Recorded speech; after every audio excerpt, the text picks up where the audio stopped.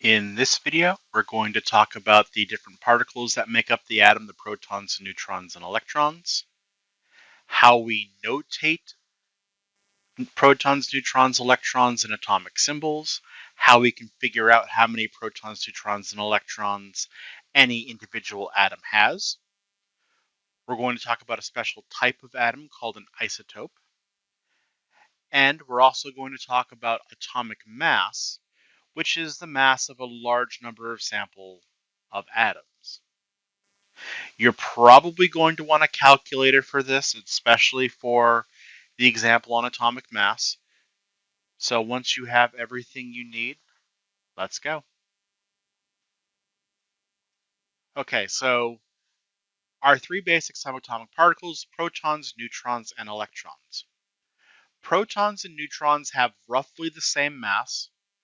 Now, if you notice below, I've given the actual mass of what's called an atomic mass unit, which is the mass of a proton and essentially a neutron. The reason why we use 1 AMU is because it's a lot easier to work with 1 than it is to work with that number of kilograms. This is one thing you'll see over and over again in science, is that if there's a number we'd rather not work with, we'll just create our own unit that makes it a lot easier, and it will have some conversion to a unit that actually normally exists. Right, so protons, mass, 1 atomic mass unit, that's by definition. Neutrons, a little bit heavier than 1, but close enough to 1 that we call it 1. Electrons have a mass that is really, really small comparatively. So we say that it's essentially massless because you're going to need hundreds of electrons for it to even matter on the scale we're talking about. Protons are positively charged, electrons are negatively charged, and neutrons are neutral or have no charge. Right, so these are our three particles. The protons and the neutrons exist in the nucleus of the atom. The electrons are on the outside. Now, what we have here is we have an example of what's called isotope notation, or also called a nuclide symbol. And this symbol gives us a bunch of information about the atom. Right, the first thing it gives us is it gives us what's called the atomic number. The atomic number is defined to be the number of protons in that atom's nucleus. This is what tells us what element it is.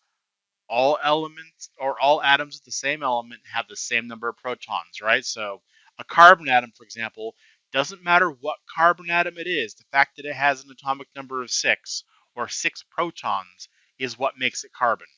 You can't have carbon with 7 protons because that would be nitrogen. Above the atomic number, we write the mass number. The mass number is just the total amount of particles in an atom that have mass. Right? We said electrons were massless, so we don't count them. So it's just the number of protons plus the number of neutrons. The most common form of carbon that exists has a mass number of 12. Meaning that 6 of them come from the protons, and the remaining 6 come from the number of neutrons. Right, so that's what we call carbon 12. You'll sometimes see it referred to it as name of element dash mass number. Right, so those are the two common ways you'll see it. The symbol that we have on the right, and the element's name followed by its mass number. Now, there's one other thing that will be included in a symbol occasionally. It's not always there, and that's going to be the charge of the atom. The charge will be written in the upper right-hand corner. So if something has a negative charge, it'll have a minus sign next to it.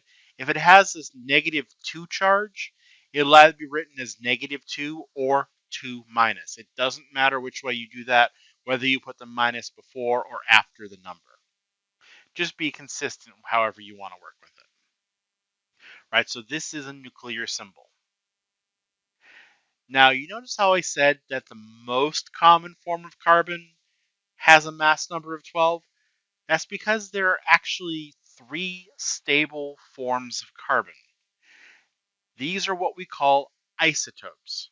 The reason why is because they have different mass numbers because they have different numbers of neutrons. Keep in mind, all carbon atoms have 6 protons no matter what.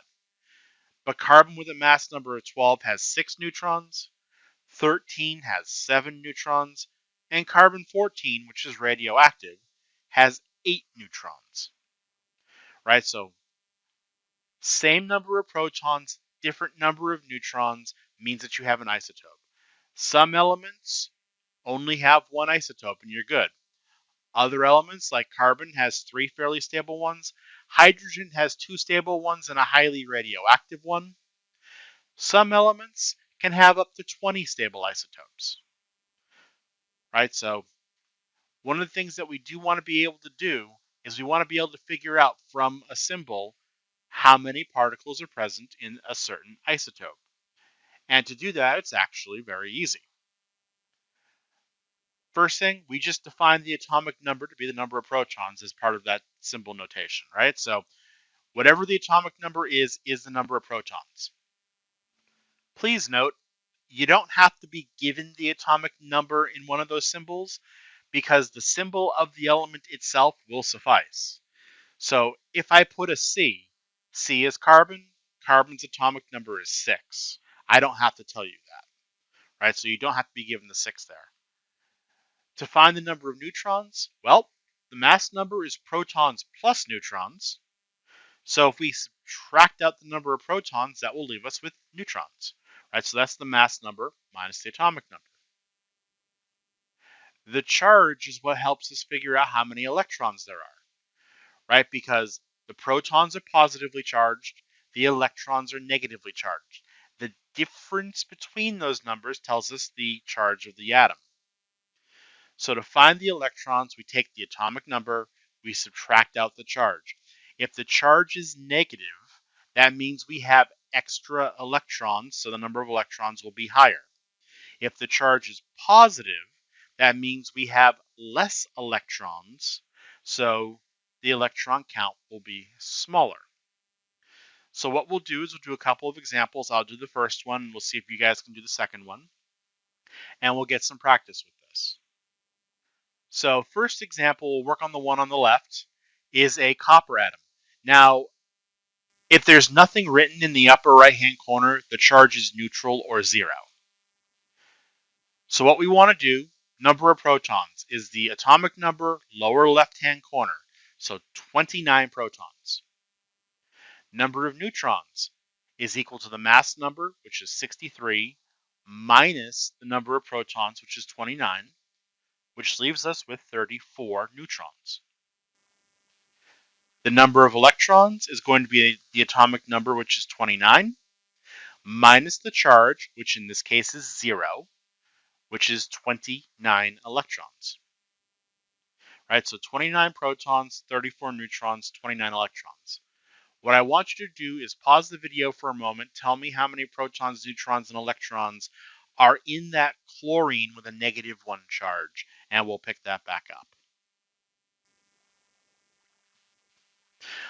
Okay, so for our chlorine, atomic number is 17, therefore 17 protons. Mass number is 36, minus the atomic number of 17, gives us 19 neutrons. And for the number of electrons, 17 protons, minus -1 because of the charge, so 17 minus -1 is 18 electrons. So our chlorine there has 17 protons, 19 neutrons, and 18 electrons. Now we'll start to work with what's called atomic mass. So mass number is basically the mass of one atom. But as you can see, there are a bunch of different isotopes that exist.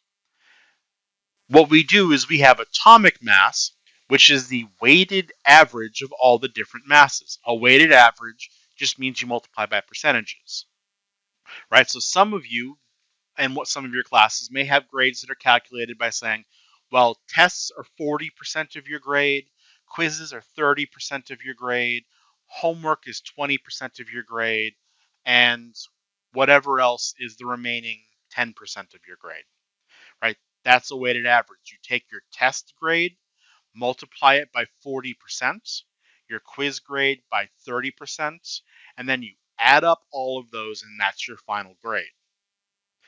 Average atomic mass works the same way. So what we do is we take the mass of each of the isotopes and multiply it by its abundance. I'll usually give you abundance as a percentage. Abundance is how much is present.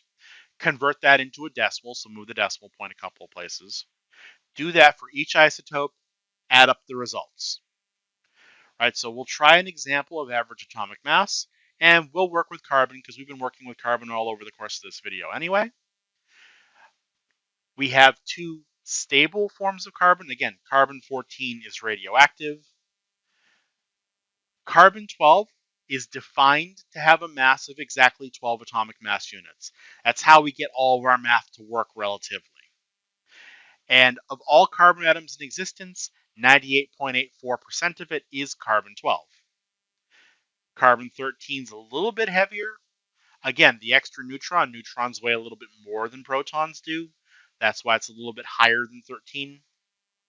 And that's 1.16% roughly. So what we're going to do, first thing is we're going to convert these percentages into decimals, so 0.9884 and 0.0116. A lot of people forget the zero in front of that. I'm going to multiply across. So 12 times 0.9884 is 11.86. I'm going to leave for the video just to get a nice easy number to work with. And then 13 times 0.0116 is 0.15. Now I'm going to add up those two numbers, and I wind up with 12.01. The label for atomic mass is atomic mass unit, or AMU. And if we compare that to the atomic mass of carbon, you'll see the atomic mass of carbon is 12.01 AMU. So our math matches up with the math from the periodic table. That's how they determine this. One thing you'll notice is that different periodic tables will have different atomic masses because they use slightly different percent abundances and slightly different masses of the isotope depending on the data that they had access to at the time. All right, so that's it for atomic structure. I will see you guys in